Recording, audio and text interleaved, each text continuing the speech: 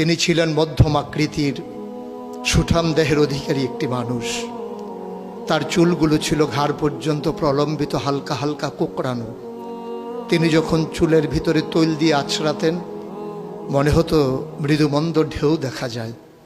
তার কপাল ছিল চওড়া, ভ্রুগুলো ছিল জোড়া ভ্রু, ধনুকের মতো বাঁকা।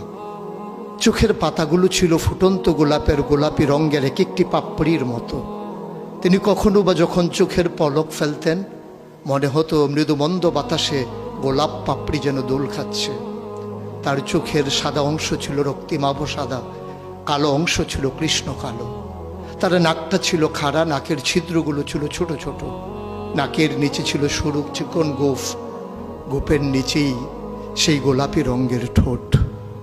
তার ঠোঁটগুলো যখনো কখনো বা মুচকে হাসত, গোটা পৃথিবীর মানুষ অবাক বিস্ময়ে দেখত গোটা পৃথিবীতে যেন বিজলি চমকিয়েছে।